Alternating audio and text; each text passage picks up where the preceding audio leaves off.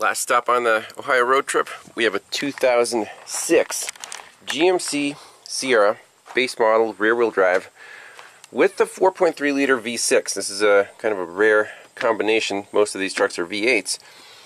Customer complaint is about a month ago, the truck had a few symptoms where he said he was taking off in first gear and it would kind of lose power for a second and then come back, but it drove like that for probably for years. And just recently he said he was pulling it up on ramps and it's a stick shift. He stalled out and then when he restarted it barely ran, and then he shut it off, never ran again, crank, no start. So he's tried several things. Let's see if we can figure this one out.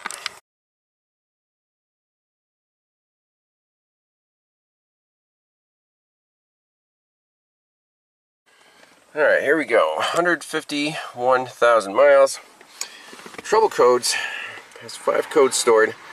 Bank 2 sensor 2, heater control circuit, heater resistance, don't really care.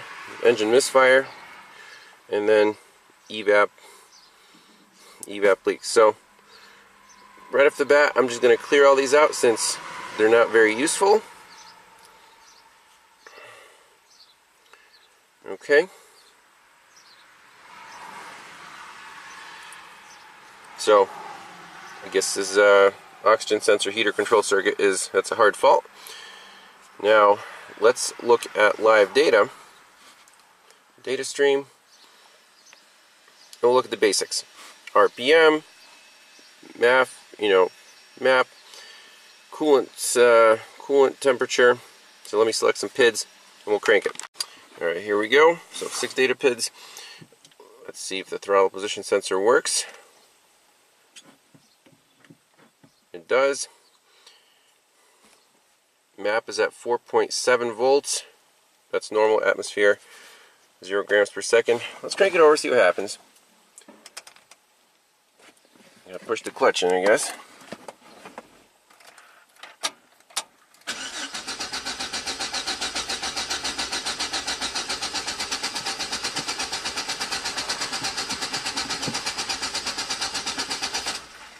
Okay. So we have RPM, we had mass airflow, take a picture of that. Let's see if we set any DTCs.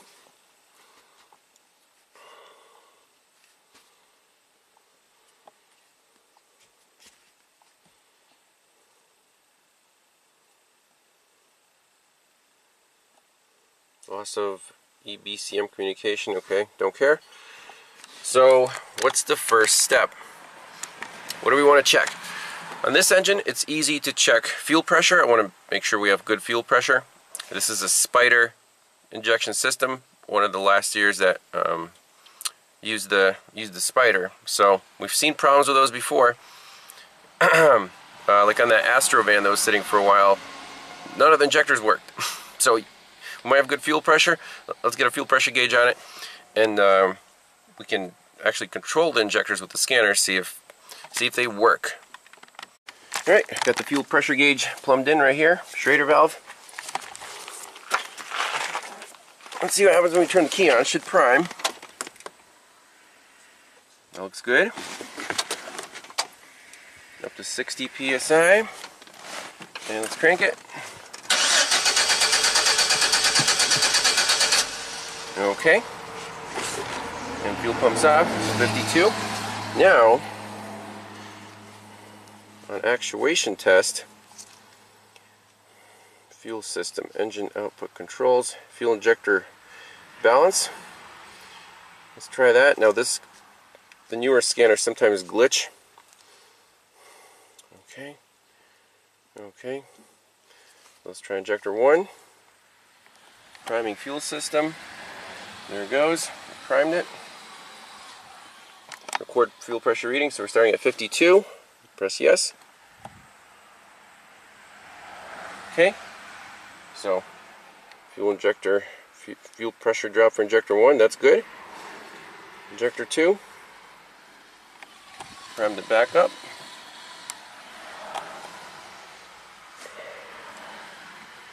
Okay. 44. It's fine. Let's do all of them just to make sure we don't have any injector issues. So I'm starting at 52. This is injector number 3.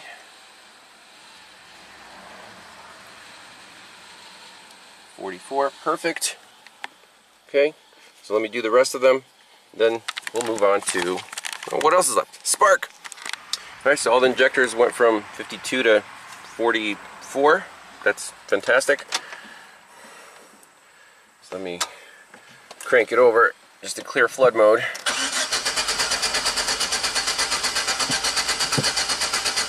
There's definitely no spark because we flooded the cylinders with fuel. It didn't even sputter or cough. So let's do some ignition system checks. Alright, next check I want to do, basic spark check. So ignition coil is right here. Then I unplugged the main secondary lead from the distributor cap. By the way, the owner put on all new factory ignition components, spark plugs, wires, rotor, cap. So that's all supposedly good, as you can see. Let's put a spark checker on it, crank it over. It might be hard to see through the window, but we should see a spark jump right there. Okay, so I couldn't see a spark in the spark checker. That's the old school method. So now we're hooking up the oscilloscope to the control wire of this ignition coil. So we have the pink wire is always the ignition positive feed. I checked out the test light off camera, that was fine. So now I want to see if this ignition coil is being pulsed by the ignition control module, which lives right next door. Let's crank it over. Just one channel.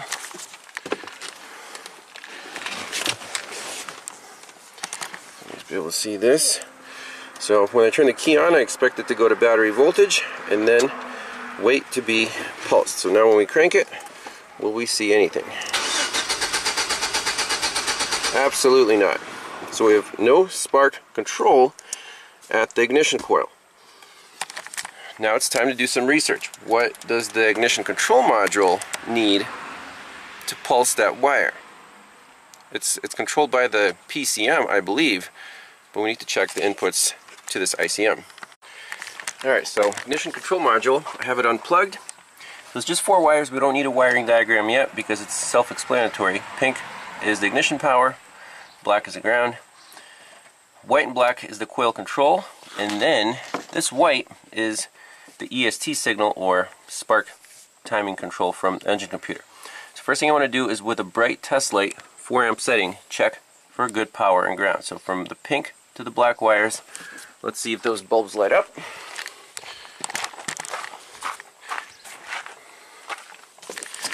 And yes, they do. Very nice bright lights. So we have good power and ground. Now we're down to 2 wires at the ignition control module. So let's check the input, the white wire, put a second channel on the scope, crank it over, see if the computer's trying to make the spark. Alright, so ignition control module is plugged in, and you can see I'm probing the white control wire. And we still have the wire from the coil to the module. So 2 channels here. Let's crank it over and see if we have like a 5-volt pulse that's controlling this ICM. Alright, here we go. So 12 volts there, 0 on the EST.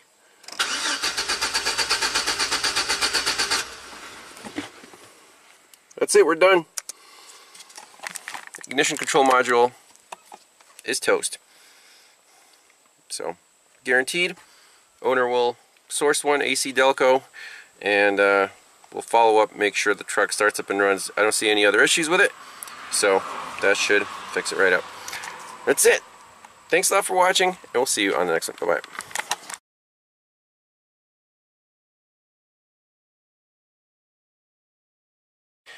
Alright, a little bonus footage. So some people might say, hey, we're measuring at the coil. How do you know this wire is good from here to here, the coil control wire? Well, I guess if you want to be 150% sure, we can measure at the wire right at the ignition control module. So I can just put the lead over here, and then we have to verify that the pin tension at the ICM is good on all 4 pins. Okay, let's do a drag check with a fine needle probe on all 4 terminals. It's good. It's fine. Good. Good. They're all even, all nice. This truck has not been molested or anything, so we'll plug that in, and I reposition my piercing probe right here. Let's make sure we get the same exact signals on the scope. Alright, here we go. Last scope capture. Key on. Perfect. We have 12 volts waiting to be pulled down the ground, and